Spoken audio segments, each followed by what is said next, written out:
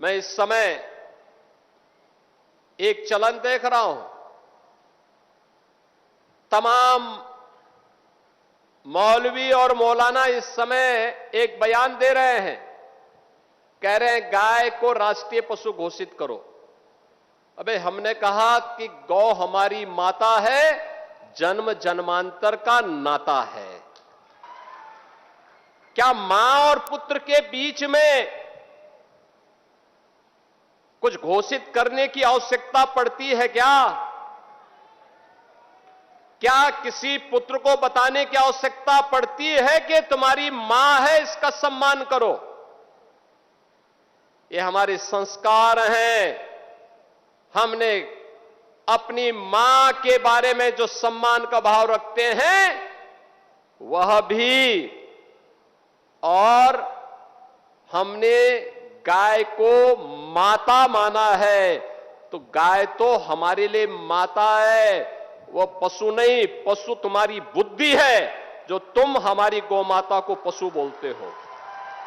तुम्हारी सोच पशुवत है जो तुम गौ माता को पशु बोल रहे हो। और तुम्हारा ये दोगलापन है कि जो एक और गौकसी को प्रश्रय देते हो।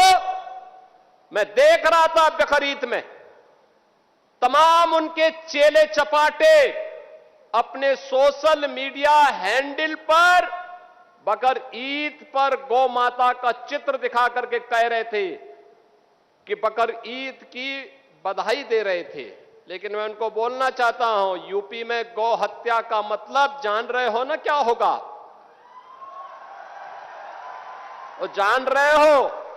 तो अगर जान रहे हो तो फिर अपने चेले चपाटों को समझा लो, नहीं तो कई कई पीढ़ियां याद करेंगी गौ माता के साथ किसी भी प्रकार की कोई हिमाकत की। तो देखिए, योगी जी राज्य के मुख्यमंत्री है, मगर कुछ भी आके बोल देते हैं। ना किसी से पूछते हैं, ना पढ़ते हैं, ना कुछ समझते हैं। बस अब आके उन्होंने बोल दिया कि कुछ मौलाना लोग चाहते हैं कि गाय को राष्ट्र पशु घोषित कर दिया जाए।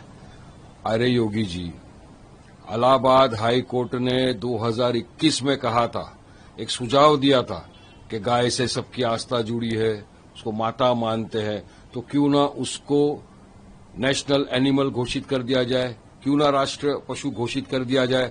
उस पर आप क्यों नहीं बोलते? आप क्यों खामोश रहते हो?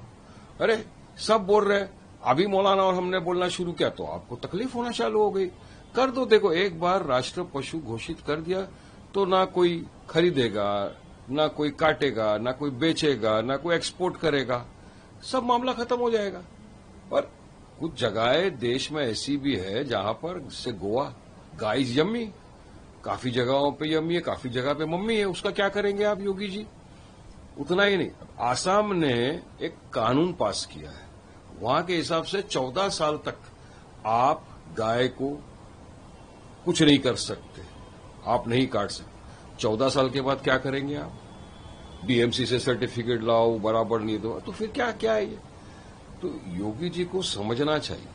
मगर इसमें बीजेपी को एक चीज और बताना चाहूंगा कि जितने भी बड़े बड़े स्लॉटर हाउस है ना, अल कबीर, उसके ओनर को देख लो कौन है, सबर वाला, ऐसे कितने सारे जो स्लॉटर हाउसेज है, नाम मुसलमान रखा है, सारे के सारे जो ओनर है वो नॉन मुस्लिम है। और इतना ही नहीं, ये बीजेपी को इलेक्शन में फंडिंग भी देते हैं ये लोग। बंद कर दो एक मर्तबा। कौन बोल रहा है ना हम खाएंगे? अभी आपने देखा बंगाल के अंदर नहीं खरीदा, नहीं कटा, कहीं भी कुछ नहीं हुआ। इतने हिंदू ट्रेडर रो रहे हैं, इतने सालों से पाला, सोचे थे मार्केट में जाएगा, मगर कुछ नहीं, रोते हुए चले गए सब। अब कर दीजिए, गाय को राष्ट्र पशु घोषित कर दिए। बीजेपी को किसने रोका है? मेजोरिटी है आपके पास, तो कर दीजिए घोषित। एक बार का झंझट ही खत्म हो जाएगा। पर इस बार हर बार आके इस तरह बोलना बराबर नहीं है योगी जी। मोर हमारा राष्ट्रीय पक्षी है ना, तो उसके लिए कुछ नियम कानून बने कि मोर को अगर आप मारते हैं या किसी भी प्रकार का कष्ट पहुंचाते हैं तो आपके खिलाफ ये कानूनी कार्रवाई होगी। तो गाय को राष्ट्रीय पशु घोषित करके आप कानून सख्त बनाइए और पूरी तरीके से संरक्षण दीजिए। जैसलमेर में 500 गाय मर जा रही है। इनके मंत्री कहते हैं हम गाय खाते हैं। इनका मुख्यमंत्री कहता है हेमंत विश्व शर्मा घर के अंदर गाय खाओ। बंगाल में कहते हैं 14 साल तक गाय हमारी माता है, उसके बाद काट के खाओ। बूढ़ी गौ माता की सेवा नहीं करेंगे। और यहां योगी जी कह रहे हैं गाय हमारी मां है, ये बताने की आवश्यकता है क्या? अरे तो कैसे 14 साल के बाद वो कह रहा है काट के खाओ? शुभेंदु अधिकारी कैसे कह रहा है काट के खाओ 14 साल के बाद?